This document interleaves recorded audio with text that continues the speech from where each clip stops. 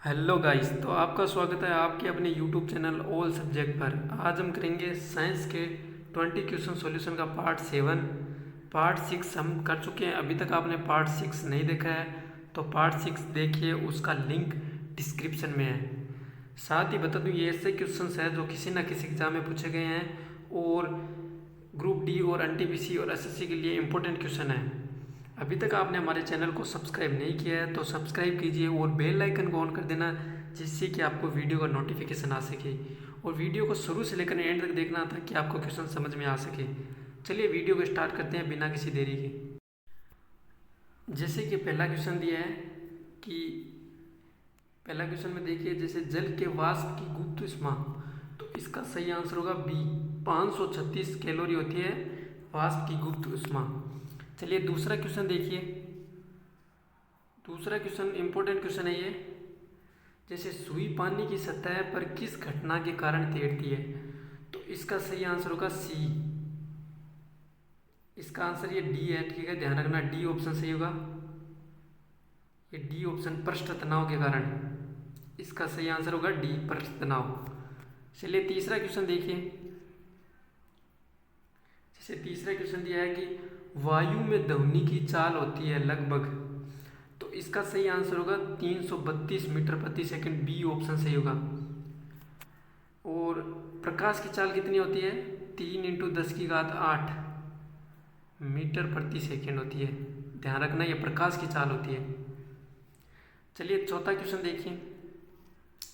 जैसे कि चौथा क्वेश्चन दिया गया है, ध्वनि का प्रभाव कान में कितने समय तक रहता है?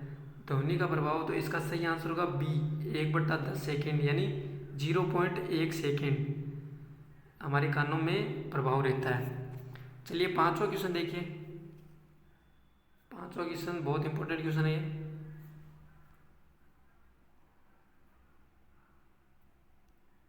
पांचवा क्वेश्चन इंपॉर्टेंट क्वेश्चन है, ध्यान रखना।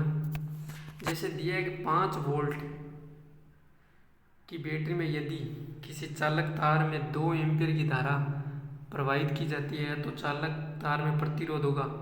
जैसे देखिए ओम का नियम होता है V = RI, तो हमको वोल्ट तो दे दिया, V तो हमको 5 दिया हुआ है और हमें I एम्पियर दे दिया, यानी R प्रतिरोध निकालना है तो I हमको 2 दे दिया और R निकालना है, तो R बराबर आ जाएगा 5/2, यानी 2.5 ओम।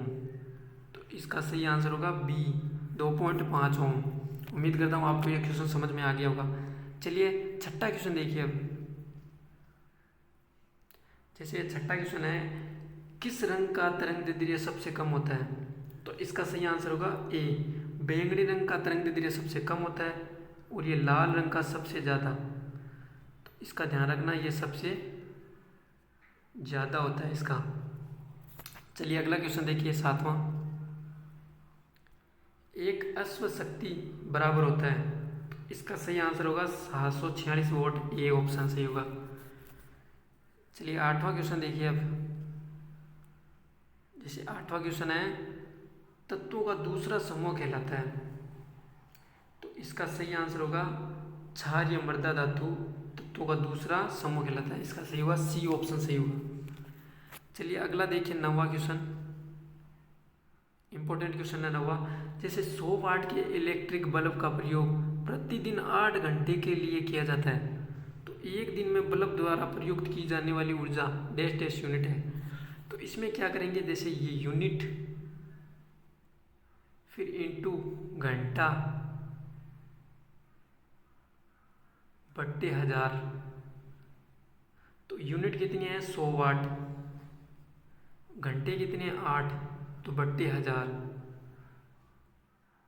ये 2 से 2 कट गया तो 8 में 10 का भाग दिया तो 0.8 आ रहा है, तो इसका सही आंसर होगा डी। उम्मीद करता हूँ आपको क्वेश्चन समझ में आ गया होगा। चलिए 10 नंबर क्वेश्चन देखिए। जैसे 10 नंबर है, निम्न में से किसकी तुलना सैनिकों से की जाती है? तो इसका सही आंसर होगा सी, जो श्वेत WBC होती है ना, श्वेत रक्त कोशिकाएं, उसको सैनिकों की तरह कार्य करती है, वो हमारी रोग प्रतिरोध क्षमता को बढ़ाता है। तो चलिए 11वां नंबर क्वेश्चन देखिए। इसका देखिए अभी तक वैज्ञानिकों द्वारा पदार्थ की कितनी अवस्थाएं तय की गई है, तो इसका सही आंसर होगा 5, क्योंकि 3 तो होती है। पहली तो होती है जैसे ठोस, द्रव और गैस, ये 3 होती है। चौथी होती है प्लाज्मा, और 5वीं बोस आइंस्टीन होती है। बोस आइंस्टीन ध्यान रखना ही, बोस आइंस्टीन होती है 5वीं। तो इसका सही आंसर होगा बी। चलिए 12वां क्वेश्चन देखिए अब। जैसे देखिए 12वां क्वेश्चन है एन कोश में समायोजित किए जाने जा सकने वाली इलेक्ट्रॉनिक संख्या। जैसे ये देखिए, ये होता है एम, के होता है, ये पहले होता है के, फिर एल, फिर एम, फिर एन, ये ऐसे चलता है। तो देखिए पहले के होता है, के फिर एल फिर एम फिर एन। तो देखिए पहले इसका सूत्र होता है 2n²। तो ये पहला हो गया, दूसरा हो गया, तीसरा हो गया, चौथा, यानी n बराबर 4 रखेंगे। 2 × 4 का स्क्वायर, तो 2 × 16 बराबर हो गया 32। तो इसका सही आंसर होगा बी। उम्मीद करता हूँ आपको 12वां क्वेश्चन समझ में आ गया होगा। इंपॉर्टेंट क्वेश्चन है 12वां। 32 इलेक्ट्रॉन है, जो इसकी संख्या अधिकतम 32 इलेक्ट्रॉन बढ़ सकते हैं इसमें। चलिए 13वां क्वेश्चन देखिए। जैसे 13वां क्वेश्चन है निम्न में से सबसे भारी धातु है, तो इसका सही आंसर होगा डी, ओस्मियम। चलिए 14वां क्वेश्चन हो गया। 15वां क्वेश्चन देखिए अब। 15वां क्वेश्चन है मुक्त रूप से गिनना केवल डैश डैश में संभव है। तो मुक्त रूप में सिर्फ निर्वात में ही है जो हम मुक्त रूप से गिर सकते हैं, तो इसका सही आंसर होगा डी, निर्वात। चलिए 16वां क्वेश्चन देखिए। जैसे 16वां क्वेश्चन है द्रव्यमान प्रति इकाई आयतन क्या है, तो इसका सही आंसर होगा सी, घनत्व। घनत्व बराबर होता है द्रव्यमान प्रति इकाई। चलिए 17वां क्वेश्चन देखिए। जैसे 17वां क्वेश्चन है निम्न में से कौन सा कथन सदैव सत्य है, तो इसमें देखिए दूरी हमेशा बड़ी और बराबर होगी विस्थापन से। जैसे दूरी बड़ी और बराबर होगी विस्थापन से, तो इसका सही आंसर होगा बी। और दूरी हमेशा, विस्थापन कभी बड़ा नहीं होता, विस्थापन बराबर भी नहीं हो सकता। बराबर होगा तो बड़ा भी होगा, यानी बराबर हो सकता है लेकिन दूरी बड़ी रहेगी। और देखिए दूरी बड़ी होगी, सिर्फ दूरी बड़ी नहीं होती और बराबर भी हो सकती है दूरी। तो चलिए 18वां क्वेश्चन देखिए। इसका सही आंसर तो बी है। चलिए 18वां क्वेश्चन देखिए।